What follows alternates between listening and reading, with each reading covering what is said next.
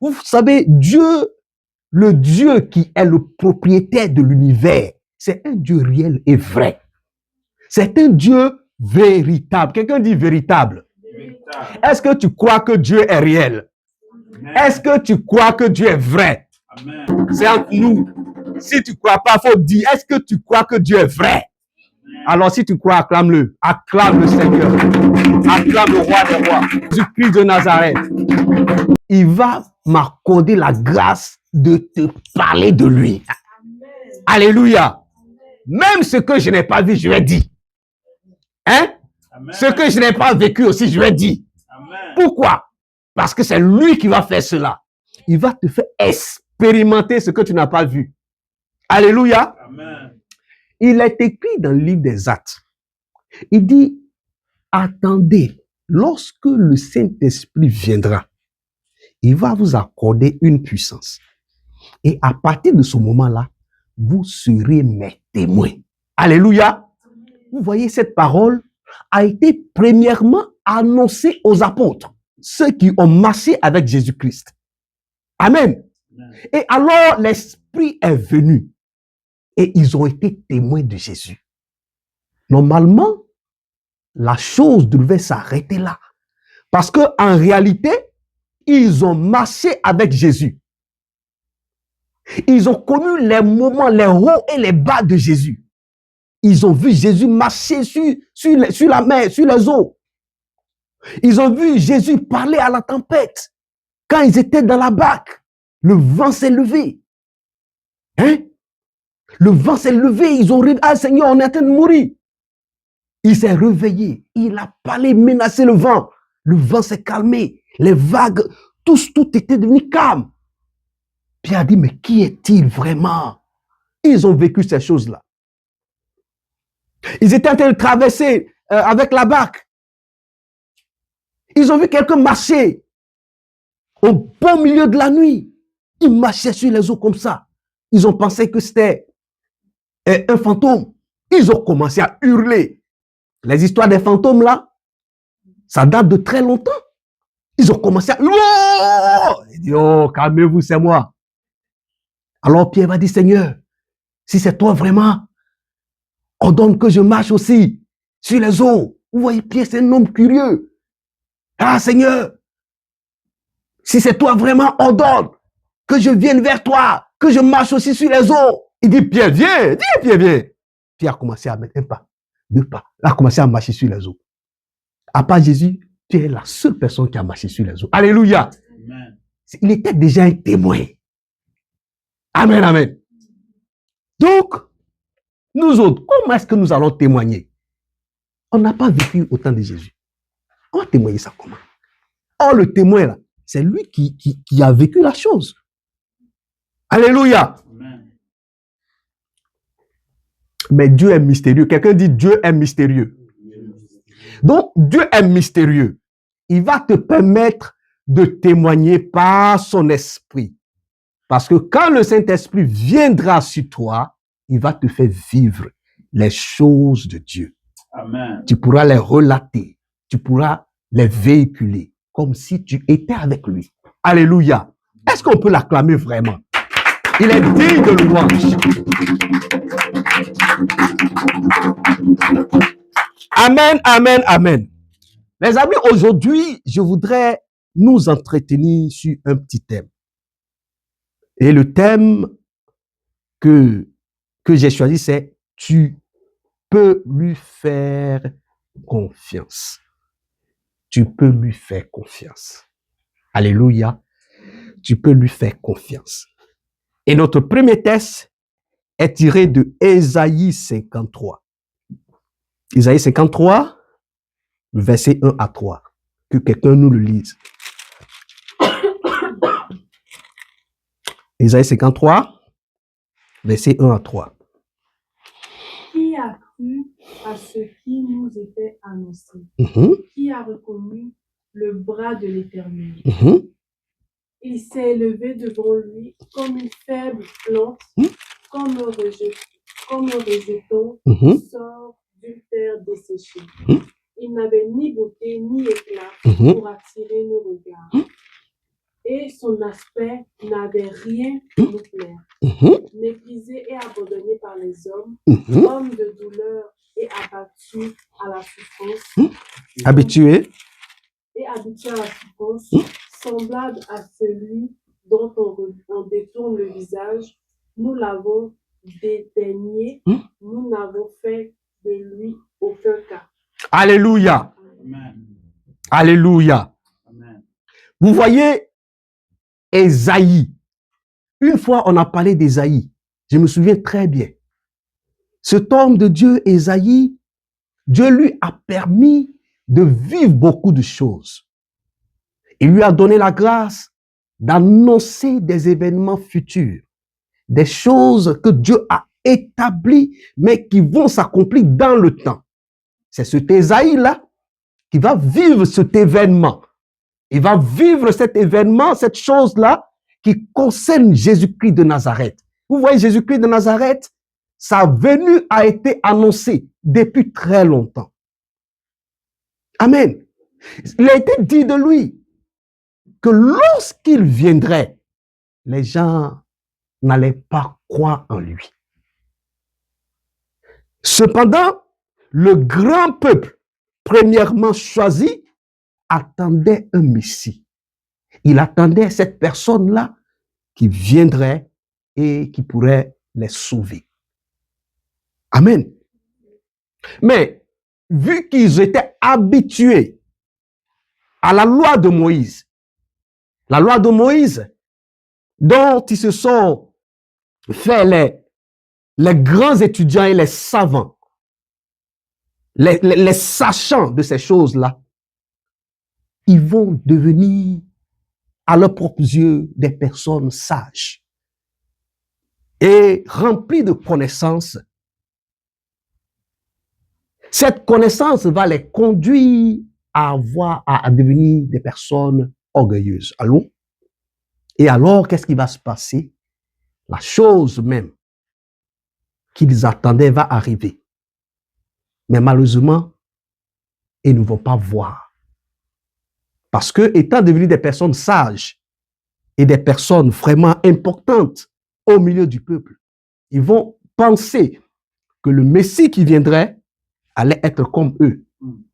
Un érudit, une personne bien habillée, des habits somptueux, une personne remplie de sagesse, selon eux, leur manière, leur standard de sagesse.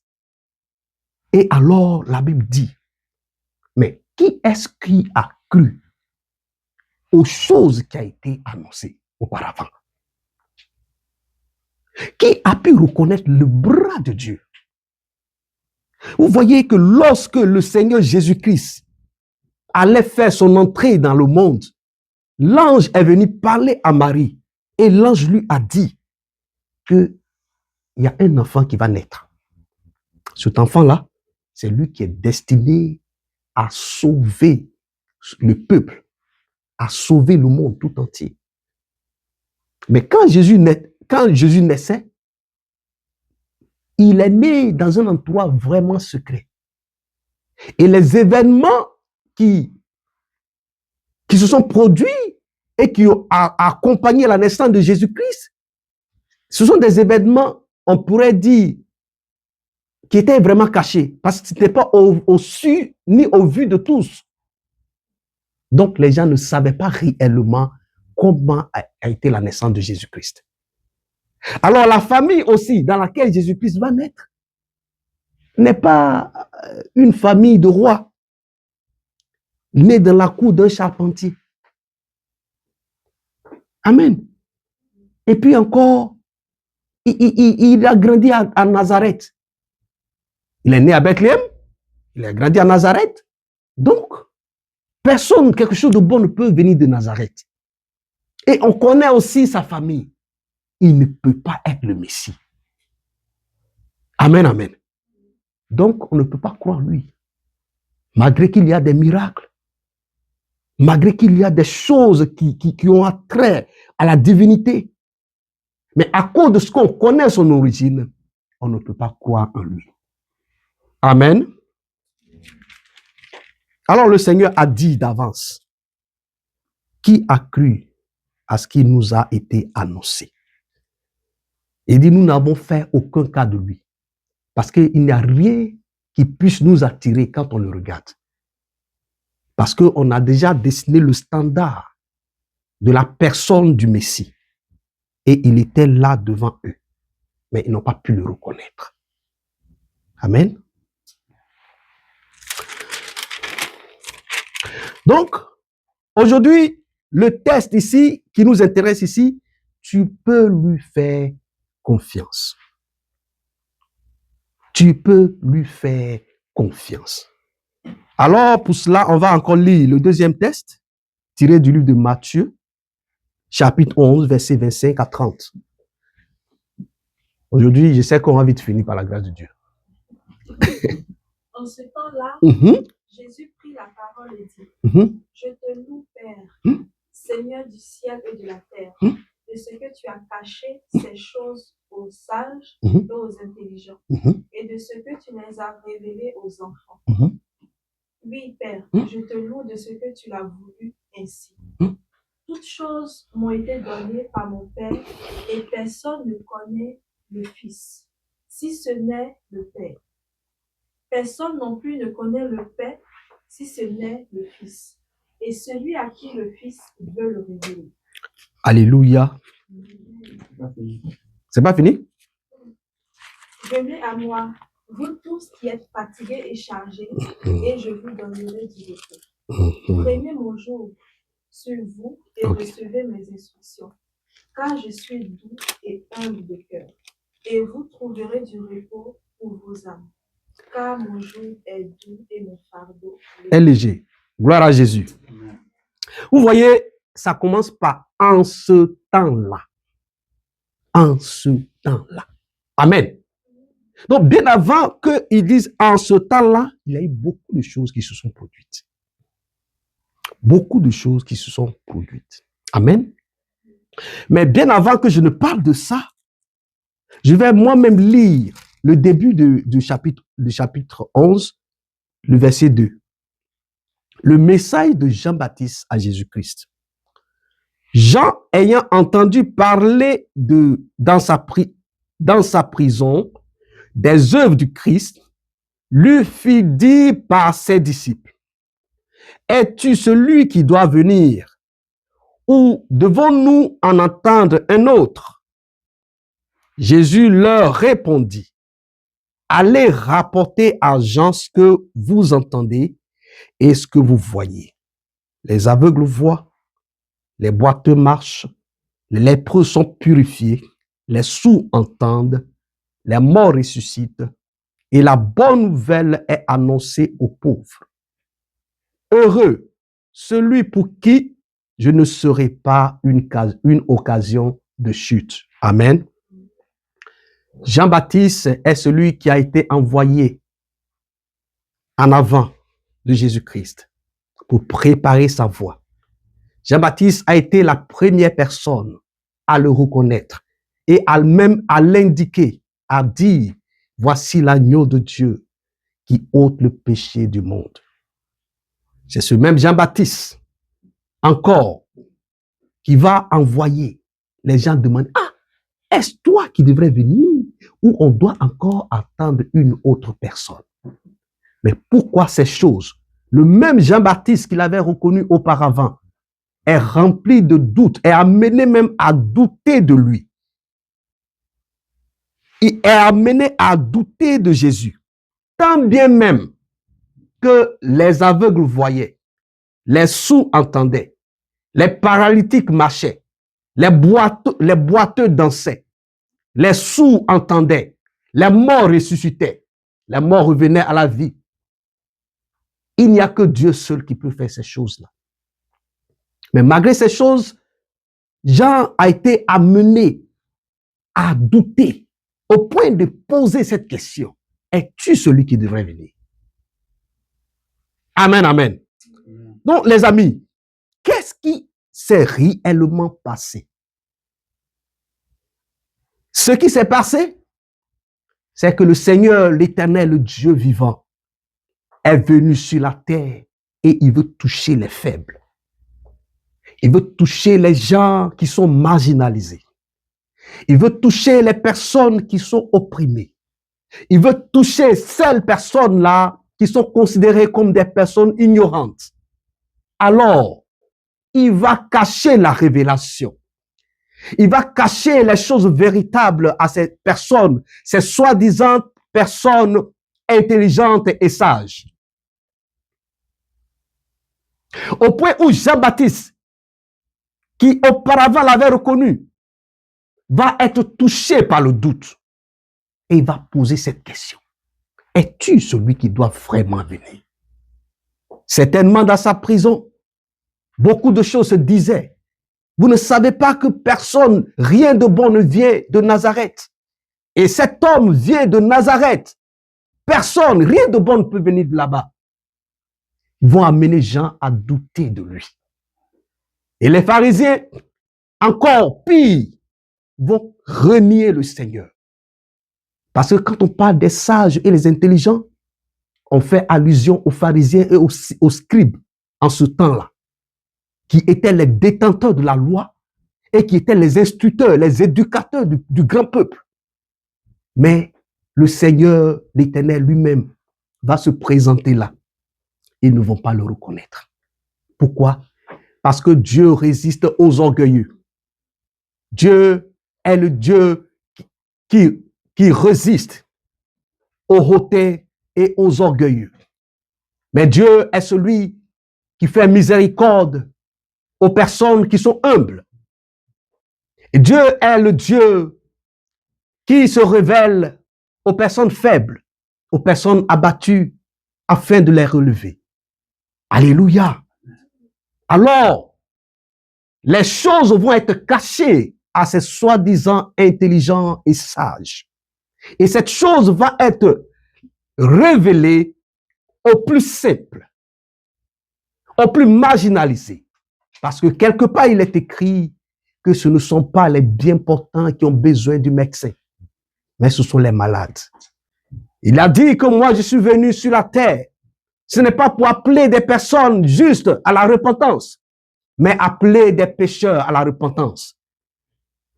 Alléluia. Alors, le Seigneur Dieu, il va maintenant annoncer cette bonne parole et il va bénir le Père qui a voulu que les choses se fassent ainsi. Et il dit, Seigneur, je te loue. De ce que tu as caché ces choses aux sages et aux intelligents et tu les as révélées aux enfants. Oui, Père, je te loue de ce que tu as voulu ainsi. Jésus-Christ est cette personne-là qui détient toutes choses de Dieu. Mais voilà que Jésus-Christ, attendu depuis longtemps, est là et personne ne sait que c'est lui qui est là. Mais cela a été ainsi à cause de ceux qui sont chargés, à cause de ceux qui sont malheureux, à cause de ceux qui croupissent, qui sont accablés. Regarde, quand Moïse a donné les 10 commandements, les pharisiens aussi ont ajouté 600, plus de 600 et quelques, qu'ils appellent les ordonnances. Non, tu ne fais pas ci, pour que tu sois sauvé, il faut faire ça. Non, tu vas faire comme ça. Non, il faut faire comme ça. Non, on fait juste 600. Et le peuple maintenant est chargé. Il y a non seulement ça, et il y a les agissements. Mais le Seigneur Jésus est venu en ce temps et il leur a dit, venez à moi, vous tous qui êtes fatigués et chargés, et je vous donnerai du repos. Pourquoi le Seigneur Jésus-Christ a dit ça? Il leur lance cette invitation solennelle. Parce que dans ce peuple-là, il y a eu des personnes qui ont été disposées à écouter la parole de la bonne nouvelle. Parce qu'il y a des personnes qui sont des personnes captives. Il y a des personnes qui sont des personnes malades. Il y a des personnes qui sont des personnes sans aide. Ces grands pharisiens qui se disaient instructeurs, éducateurs du peuple, ne pouvaient absolument rien faire. Ça ne faisait pas partie de leur doctrine. Que tu sois malade ou pas, pourvu que tu respectes le sabbat, que tu ne prépares pas, que tu meurs de faim le jour du sabbat, c'est l'essentiel. Ils ont oublié que Dieu, il veut la vie pour l'homme. Alors le Seigneur est venu. Il va se révéler aux enfants. Il va se révéler à ces personnes faibles et simples. Et il va leur dire, venez à moi. Vous tous qui êtes fatigués et chargés, je vous donnerai du repos. Alléluia. Jésus-Christ a la capacité de donner le repos. Pourquoi peut-il donner le repos? Parce qu'il est pleinement homme et pleinement Dieu. Dieu lui a donné tout ce qui est nécessaire afin de rendre la vie meilleure à une personne. Alléluia. Il est écrit dans le livre de Colossiens qu'en lui habita toute la plénitude de Dieu. Il dit, venez à moi, vous tous qui êtes fatigués et chargés, je vous donnerai du repos.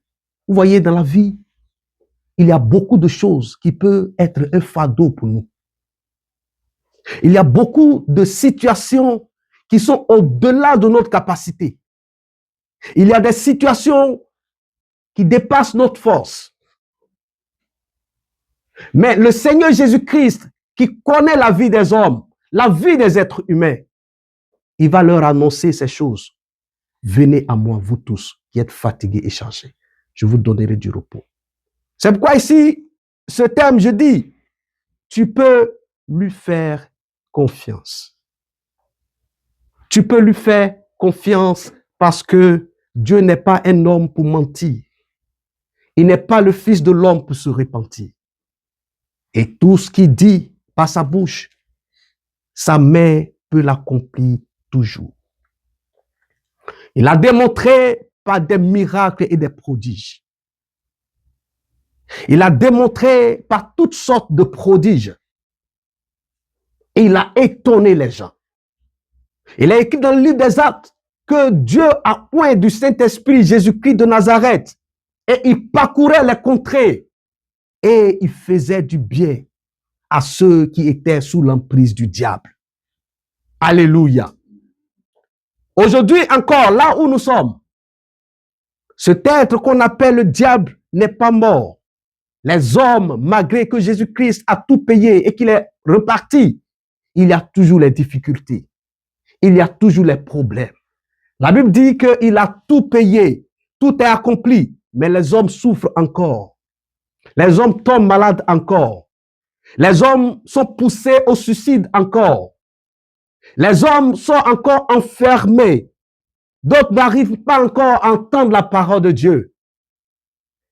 Il est écrit, il n'est pas écrit, mais les gens le disent, que non, les miracles ont disparu.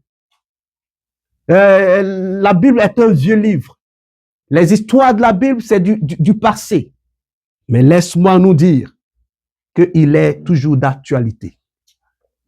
La Bible déclare que de génération en génération, son nom sera célébré. La Bible dit que tant que paraîtra la lune, de génération en génération, car il délivrera le pauvre qui crie et le malheureux qui n'a point d'aide. Il aura pitié du misérable et de l'indigent. En ces jours, le juste fleurira. Alléluia. C'est au jour de Jésus que le juste porte du fruit. Pourquoi? Parce que Jésus-Christ se porte garant pour lui. Qui est ce juste? Ce juste, c'est celui-là qui a le cœur humble, du sein de la détresse, qui sait se tourner vers Dieu pour du secours, pour chercher le secours. Et c'est cette personne-là que Dieu déclare juste. Il dit, il va porter du fruit en ces jours. Le malheureux qui crie, c'est le Jésus-Christ qui va lui apporter la délivrance qu'il faut. Et alors, si tu as accepté Jésus et que malgré cela, tu es dans des difficultés, il est en train de te dire de lui faire confiance. Donne ta vie entièrement et totalement à Jésus-Christ de Nazareth. Amen. Amen. Donne-lui entièrement et totalement ta vie. Il dit, venez à moi, vous tous qui êtes fatigués et chargés, je vous donnerai du repos. Prenez mon joug sur vous et recevrez mes instructions. Car je suis doux et humble de cœur. Vous trouverez du repos pour vos âmes. Ce qui ici, vous voyez que ce qui importe pour Dieu, c'est ton âme. Et qu'est-ce qui, dans cette vie, peut troubler ton âme? Il n'y a aucun remède. Il n'y a aucun remède qui peut guérir une âme malade. Tu peux avoir tout l'or du monde. Tu peux avoir tous les trésors de la terre. Mais si ton âme est malade, c'est avec quoi tu vas payer? C'est quel remède vas-tu avoir? La seule personne qui a le remède, il s'appelle Jésus-Christ de Nazareth. Et aujourd'hui, il dit que tu peux lui faire confiance. Il ne te demande pas de payer quoi que ce soit. Simplement, tu dois venir à Jésus et lui abandonner toute ta vie. Lui donner complètement et entièrement toute ta vie. Il dit, mon joug est doux et mon fardeau est léger. Qu'est-ce qui est un fardeau pour toi? Il a la capacité de l'alléger. Une fois, je me souviens bien, dans les pires moments de ma vie, il s'est trouvé que je pensais que je n'étais plus chrétien à cause d'une affaire qui m'est tombée dessus, une situation vraiment que je n'ai pas su contrôler et dans laquelle je me suis retrouvé. Et je me dis, oh, aujourd'hui là, c'est fini pour moi. Parce que j'avais voulu vraiment mener une vie chrétienne correcte. Mais voilà que sur mon chemin, ça a sombré et ça a chaviré. Je croyais que c'était fini pour moi. Alors je me suis mis à boire de la bière. Je me suis trouvé des amis. Je commençais à aller boire la bière. Je me dis, Yapi, tout compte fait, c'est fini pour toi. Tu n'es plus chrétien. Avec ce que tu as fait là, c'est quel Dieu qui va te prendre. Chaque fois, je viens sur ma couche, je dis, hé, Dieu, je ne savais pas que j'allais devenir comme ça. Moi qui croyais que j'allais être bien, aujourd'hui me voici. Aujourd'hui, me voici. Je ne suis même plus capable de te prier. Et puis, regarde la voie sur laquelle je me trouve. Je sais que c'est fini pour moi. Amen, amen. Quelqu'un dit Dieu est fidèle. Dieu est fidèle. Dieu ne vient pas à toi parce que tu es bien. Dieu ne vient pas à toi parce que tu as les capacités. Non. Il dit, venez à moi, vous tous qui êtes fatigués et chargés. Je vous donnerai du repos. Il a le secret. Il a le secret. C'est lui seul qui connaît, qui voit ce que tu ne vois pas. Celui qui connaît quelle est la force qui te manipule, quel est l'esprit qui t'anime. C'est lui seul qui a les yeux pour voir. Et alors un jour, je vais dormir profondément après avoir fait des bêtises. Et il va venir par sa grâce dans mon rêve.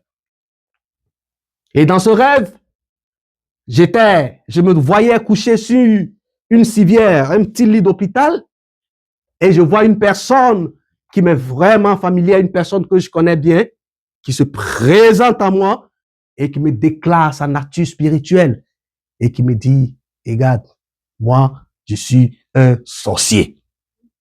Il dit, hein? Toi, tu es sorcier? Mais moi, j'ai Jésus. Toi, tu es sorcier. Ah, donc tu es sorcier? Eh bien, moi, j'ai Jésus. Bon, toi, tu es sorcier, mais moi, il y a Jésus. Donc, je répétais, moi, j'ai Jésus, boum, je me réveille. Ah! Donc, j'ai Jésus. Hey! Ah! Donc, j'ai Jésus où je suis là. Et puis, je fais, non, donc j'ai Jésus. Ah, non. Si j'ai Jésus, c'est que, ah, non, ça, non, votre histoire là, c'est que moi, écoutez, je suis allé dire à mes amis, les gars, votre histoire là, je suis plus dedans. une affaire où tu dois aller boire bière, tu bois, tu manges le poulet braisé, et puis tu es saoulé. Non, je suis plus dans ces histoires-là. Parce que, mais je ne leur ai pas dit que dans mon rêve là, Jésus est venu et je leur ai pas dit ça, mais je leur ai dit que yo, moi, je ne veux plus faire les choses. Quand je me suis réveillé, j'ai compris que, c'est Dieu qui m'a choisi. Et ce n'est pas moi qui l'ai choisi. Donc, quand Dieu te choisit, il est fidèle. Quel que soit ce qui va t'arriver là, il ne va pas t'abandonner. Il dit à Jérémie, il dit, je connais les projets que j'ai formés sur vous. Ces projets de paix et de bonheur. Ce n'est pas des projets de malheur. C'est pour que tu aies un avenir et que tu aies de l'espérance. Il dit, moi Dieu, je le connais, je sais ça. Alléluia. La même chose est annoncée à toute personne, à tout être humain. Dieu connaît le projet qu'il forme sur chaque personne. Dans une famille de 25 personnes, il a un projet particulier pour chacun de ses membres. À cause de sa fidélité, à cause de l'amour qu'il a manifesté pour toi, il ne va jamais t'abandonner. Aujourd'hui, tu peux lui faire confiance. Est-ce que les choses sont difficiles? Est-ce que les choses sont dures? Est-ce que les situations sont intenables? Mais laisse-moi te dire, fais-lui confiance. Jésus-Christ de Nazareth, je l'ai expérimenté. Je l'ai expérimenté. C'est celui-là qui ne te lâche pas. Même quand tu trébuches et que tu tombes, c'est lui seul qui sait comment te relever. Parce qu'il est écrit, le juste tombera 7 fois. Mais qu'est-ce qui va se passer? Il va se relever. Ce n'est pas impossible que tu tombes. Ce n'est pas impossible que tu trébuches. Ce n'est pas impossible que tu t'écroules. Mais quand tu es écroulé, quand tu respires encore, sache que ton Dieu est fidèle. Celui qui t'a pris, celui qui t'a appelé, il est fidèle. Alors laisse-moi te dire, tu peux lui faire confiance. Tu peux lui donner toute ta vie, frère. Tu peux lui donner tout. Tu peux lui abandonner tout. Parce que lui, son fardeau est un fardeau léger. Et son joug est un bon joug. Vous savez, le joug, c'est cet instrument-là qui est fabriqué par les hommes. On met entre les deux bœufs et il y a une charrue et puis il tire la charrue et autres. C'est ça le joug. Et le fardeau, c'est toutes ces formes de charge, des difficultés de la vie, des choses d'ordre physique comme d'ordre spirituel qui peuvent entraver ta vie. Alléluia. Tu peux faire confiance à Jésus-Christ de Nazareth. Parce que regarde les pharisiens, ce sont des hommes qui se déclarent de Dieu. Ce sont des personnes qui se disent détenteurs des choses de Dieu. Ils disent qu'ils détiennent la lumière et ils sont les éducateurs des ignorants. Cependant, ils ne comprennent pas les choses spirituelles. Ils ne comprennent pas les choses de l'esprit. Mais les choses de l'esprit leur ont été cachées à cause de l'orgueil et de l'arrogance qui était le partage. Et cela a été fait par Dieu, par exprès pour vous et moi. Pour que nous, les petits, les plus petits, qui sont les ignorants, puissent recevoir la lumière. Alléluia. Alors aujourd'hui, il dit, venez à moi, vous tous qui êtes fatigués, qui êtes chargés. Je vous donnerai du repos. Une fois, il parlait à ses disciples et il leur dit qu'il y a des gens qui ont voulu voir ce que vous voyez. Il dit, heureux vos yeux. Parce que ce que vous voyez, il y a des gens qui ont voulu voir, ils n'ont pas vu. Il y a des grands prophètes que Dieu a utilisés. Dieu leur a annoncé des choses. Ils ont voulu être là pour voir la réalisation. Vous voyez, quand tu reçois une révélation et qu'elle s'accomplit, tu es content. Dieu m'a montré, ça s'est manifesté, ça s'est accompli. Alléluia. Mais toutes ces grandes choses que Dieu a montrées par son esprit à ces hommes appelés les prophètes en son temps, ils n'ont pas vu la réalisation de ces grandes choses. Et voici que les disciples vont le vivre. Ils vont vivre ces événements. Ils vont voir le Seigneur Jésus-Christ dans le jardin de Gethsémane. Ils vont le voir agoniser. Et bien avant ça, ils vont voir qu'il a été transfiguré. Une lumière est venue. Ils voient Élie, ils voient Moïse s'entretenant avec lui. Ils ont vécu des choses avec le Seigneur Jésus-Christ. Et alors, ils se sont attachés à lui. Mais bien avant même qu'il leur disait qu'on va à Jérusalem, je serai crucifié, ils vont me tuer, vous allez m'abandonner. Il y en a qui disent non, on ne peut pas t'abandonner. Alléluia. Mais tous ces événements, les disciples ont vécu avec le Seigneur. Ils ont vécu avec lui. Ils ont vécu ces choses-là. Et ils ont cru que c'est lui le véritable. Ils ont cru qu'il est venu vraiment de Dieu. Amen. Et alors il leur dit que heureux vos yeux qui voient ces grandes choses. Aujourd'hui encore, cette même parole devient la nôtre aujourd'hui. Car nous n'étions pas là-bas, mais il nous donnera la grâce, il nous fera la grâce de voir les choses que les gens n'ont pas vues. Alléluia. De vivre certaines expériences que les anciens n'ont pas encore vécues. Parce qu'avec Dieu, nous ferons des exploits et nous irons de gloire en gloire. Nous irons de gloire en gloire. Amen, amen. Alors aujourd'hui, laisse-moi te dire, les amis, sur la base de la parole, que tu peux lui faire confiance.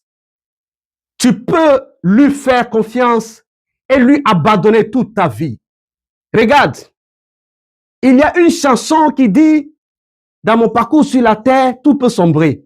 Quelqu'un a chanté ça et j'aime vraiment écouter ça. Il dit que dans mon parcours sur la terre, tout peut sombrer. Effectivement, tout peut sombrer.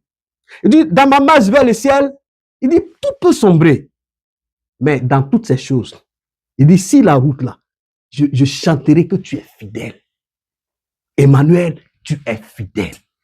Ce gars qui a chanté cette chanson, il a été vraiment inspiré. Parce que je vous dis, les amis, que le Jésus-Christ de Nazareth, que je suis arrêté ici, puis je parle de lui là, il est vraiment fidèle. Sa fidélité est sans pareil. Il n'y a pas plus fidèle que lui. Il y a de l'histoire, mais il n'y a pas une histoire qui est semblable à la sienne. C'est pourquoi tu es à la bonne place. Toi qui as donné ta vie à Jésus-Christ. Il y a des moments où des choses viendront, où les choses qui viendront vont être difficiles. Parce que regarde, tu es sur la terre. Et sur la terre, les mêmes choses sont imposées à tous. À cause de la justice de Dieu. Dieu ne te favorise pas et ne défavorise pas les autres. Il ne te favorise pas au détriment de ceux qui ne le connaissent pas. Parce qu'en réalité, tous ceux qui ne connaissent pas Jésus, ni le Seigneur, c'est un temps qui est marqué pour eux. La Bible dit que lorsque je serai élevé, je vais attirer tous les hommes à moi. J'ose croire en cela que le Seigneur finira par sauver les humains. Il finira par leur donner le salut, leur donner la foi. Il finira par prendre les cœurs et sauver l'humanité tout entière. Parce qu'il est mort pour le péché de tous. Il est mort pour l'iniquité de tous. Dans le psaume 53 ici, il dit, nous étions errants. C'est psaume, Isaïe 53. Il dit, nous étions tous errants, comme des brebis égarées. Chacun faisait ce qu'il voulait. Mais l'Éternel Dieu a fait tomber notre iniquité de tous sur lui. Il n'a pas payé uniquement que toi ton iniquité. Il a payé l'iniquité de tous les êtres humains, de tous les hommes. Si j'ai bien lu, c'est de tous les hommes que Jésus-Christ a souffert pour tous les hommes. Mais alors, qu'ils viennent à lui, qu'ils se donnent à lui. Que chacun puisse donner au moins un petit grain de confiance en Jésus-Christ. Venir et lui donner sa vie. Jésus-Christ, c'est lui le secours qui ne manquera jamais. Le secours qui ne manque jamais, c'est Jésus-Christ. Le fidèle parmi les fidèles. Le fidèle parmi les fidèles. Et je suis en train de te dire qu'il n'a pas changé. Il n'a pas changé. Il est le même hier, aujourd'hui et toujours. Que sa gloire soit manifestée. Que sa gloire soit manifestée. Alors, à partir de cet instant, nous qui croyons en Jésus-Christ, nous devons lui donner toute notre vie. Et celui qui ne croit pas encore, tu as tout le temps. Tu as tout le temps de faire confiance au Seigneur Jésus. Tu as le temps de faire confiance. Parce que cet appel est une invitation qui dit, venez à moi, vous tous qui êtes fatigués, chargés. Je vous donnerai du repos. Aujourd'hui, nous sommes dans le monde et nous ne sommes pas les seuls. Il y a les œuvres des êtres qu'on appelle les démons qui emprisonnent les vies, qui modifient les destinées. Il y a tout de ces esprits-là qui changent la nature des gens, qui modifient complètement les destinées, qui les travestissent. Ces esprits voraces, ces esprits destructeurs et toutes ces choses-là qui s'acharnent sur la vie des humains. Vers qui vas-tu tourner? Il n'y a que Jésus-Christ qui a la solution. Parce que la Bible dit que c'est en son nom seul que ces esprits vont être chassés. C'est lui qui viendra, qui apportera le remède de ta vie, de ta situation. Jésus-Christ n'a pas changé. Et aujourd'hui encore, il lance cet appel. Il dit, venez à moi. Vous tous qui êtes fatigués et chargés. Il ne parle pas des gens bien portants. Il ne parle pas des gens qui se sentent bien. Il ne parle pas des gens qui sont suffisants. Mais il parle de celui qui est faible. Celui qui voit qu'il est sans capacité. Il parle de ces personnes-là qui savent qu'ils ne peuvent rien. Les personnes abandonnées. Les personnes qui sont seules. Les personnes qui ne savent pas où tourner. Il dit, venez à moi. Vous tous qui êtes fatigués, chargés. Je vous donnerai du repos. Que la gloire de Dieu soit manifestée. Que le nom de Dieu soit béni. Donc les amis, voici le message que le Seigneur, par sa grâce, m'a mis à cœur de partager avec nous afin de nous encourager. De nous encourager. Il est 15, hein? De nous encourager à nous attacher au Seigneur. À nous attacher à lui. Quand tout deviendra très, très, très dur, nous aussi, nous allons persévérer et savoir qu'il a tout payé pour nous et qu'il prend bien soin de nous. Que le nom de Dieu soit béni.